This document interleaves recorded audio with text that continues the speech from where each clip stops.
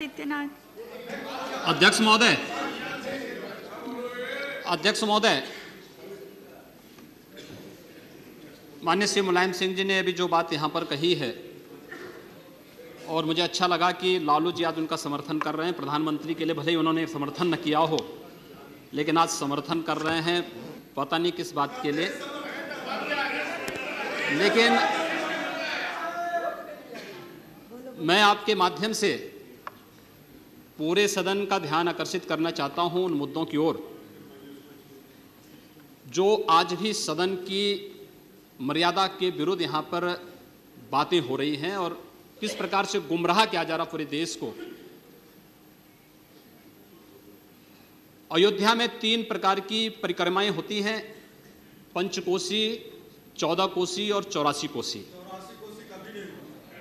और महोदय, उसी परंपरा के अनुसार 84 कोसी परिक्रमा देश के संतों ने प्रयागराज महाकुंभ के अवसर पर 10,000 संतों ने वहां पर तय किया था और उसी के अनुसार परिक्रमा का यात्रा का कार्यक्रम तय हुआ था। महोदय, मैं स्पष्ट कर देना चाहता हूं कि अयोध्या में श्री राम जन्मभूमि, जिस पर माननीय उच्चतम न्यायालय ने इलाहाबाद उच्च न्यायालय की खंडपीठ के निर्णय के बाद स्थगन आदेश दिया है, उससे 25-30 किलोमीटर दूर बस्ती जनपद के मखोड़ा नामक स्थान से, जहां पर महाराज दशरथ ने पुत्रेष्टि यज्ञ किया था, उस स्थान से इस परिक्रमा यात्रा को प्रारंभ होना था और विशुद्ध धार्मिक यात्रा थी। इसमें किसी राजनीतिक दल का कोई हस्तक्षेप नहीं था। बिल्कुल 200-250 संतों को इस यात्रा में चलना था और 13 सितंबर तक ये 20 दिन की यात्रा है। लेकिन जिस प्रकार से धार्मिक स्वतंत्रता के मौलिक अधिकार पर उत्तर प्रदेश सरकार ने प्रहार किया है, महोदय, पहली बार ये देखने को मिला है कि लगभग 2000 से अधिक संतों को गिरफ्तार किया गया है और पूरी तरह अपमानित किया गया है। यहां तक कि अयोध्या जी में सरयू जी का स्नान करने वाले जो संत ऐसे हैं जो केवल सरयू जी का स्नान करते हैं, उसी का जल का ग्रहण करते हैं, उन्हें वहां सरयू जी का पूजन नहीं करने दिया गया, स्नान नहीं करने दिया गया, जबरन उठा करके बंद कर दिया गया, उन पर लाठियां चलाई गई हैं, पूरी तरीके से अपमानित करके। सबसे पहले तो सरकार ने हमारे संवैधानिक और मौलिक अधिकारों का हनन किया है। दूसरा, जहां तक स्थगन आदेश की बात है, मैं याद दिलाना चाहूंगा, इस देश के अंदर सेकुलरिज्म के नाम पर राजनीति करने वाले उन सभी दलों को 1994 में कांग्रेस नेतृत्व की ही सरकार ने सुप्रीम कोर्ट में एक शपथ पत्र दिया था और ये कहा था कि अगर तय हो जाएगा कि अयोध्या में विवादित तो जो ढांचा था वह ढांचा किसी हिंदू मंदिर या स्मारक को तोड़ करके बनाया गया है तो हिंदू भावनाओं के अनुरूप कार्य होगा। आखिर यह साबित हो चुका है।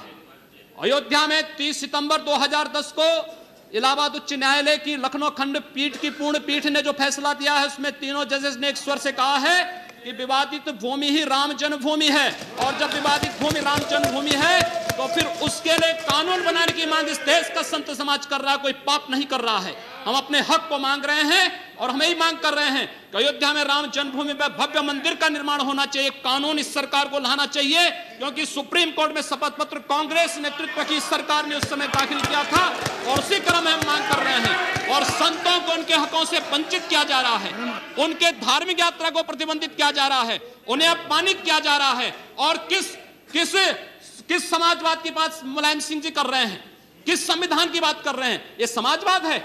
स्वयं राष्ट्रीय अध्यक्ष हैं, इनके 2 भाई महासचिव हैं, इनका पुत्र प्रदेश अध्यक्ष है।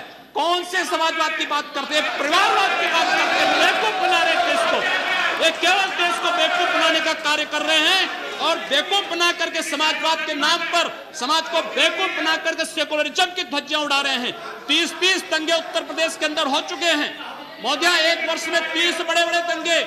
हर दंगे में हिंदू प्रताड़ित हुआ है, हिंदू जेल में बंद हुआ है और ये सरकार परंपरा की बात करती है। किस परंपरा की बात इस सरकार कर रही है? कि आतंकवादियों के खिलाफ दायर मुकदमों को वापस लेना कौन सी परंपरा का हिस्सा है? ये सरकार उत्तर प्रदेश के अंदर जिस प्रकार से सरकारी जमीनों को कब्रिस्तान के नाम पर आवंटित कर रहा है, कौन सी परंपरा का हिस्सा है? जिस प्रकार से वहां के वहां के गरीबों, वहां के पिछड़ी जाति, वहां के अनुसूचित जाति के हकों पर डकैती डला करके यह सरकार जिस प्रकार से जंगल राज कायम की उत्तर प्रदेश के अंदर, आखिर वो किस परंपरा का हिस्सा है? और इसीलिए मैं आज के इस माध्यम से आपसे अनुरोध करना चाहूंगा, उत्तर प्रदेश सरकार ने उत्तर प्रदेश के अंदर हमारी धार्मिक भावनाओं का अपमान किया है, संतों को अपमानित किया है। इस सरकार को रहने का अधिकार नहीं होना चाहिए, इसे तत्काल बर्खास्त किया जाना चाहिए। आपसे मैं ये अनुरोध करूंगा कि भारत सरकार से मैं ये मांग करूंगा, ये सरकार लड़ाने का कार्य कर रही है, यह केवल मुस्लिम जिहादी आतंकवाद को प्रश्रय दे करके हिंदुओं को अपमानित करके संतों का अपमान करना चाहती है। और इसीलिए 84 कोसी परिक्रमा को इसने रोका है। महोदया, जितनी फोर्स वहां लगाई गई उसका दशांश भी, महोदया, उसका केवल दशांश भी केवल सुरक्षा के लिए देखी 200-250 संत अपनी धार्मिक यात्रा को शांतिपूर्ण ढंग से निकालते। इस सरकार ने यात्रा पर रोक लगा करके उत्तर प्रदेश के अंदर 10 करोड़ लोगों को पीड़ित किया है, अपमानित किया है, उनको परेशान किया है। और यही नहीं, यह सरकार लगातार हिंदुओं को अपमानित करने का कार्य कर रही है। और इसीलिए मैं आपके माध्यम से अनुरोध करूंगा, इस सरकार को रहने का कोई अधिकार नहीं, इसे बर्खास्त किया जाना चाहिए।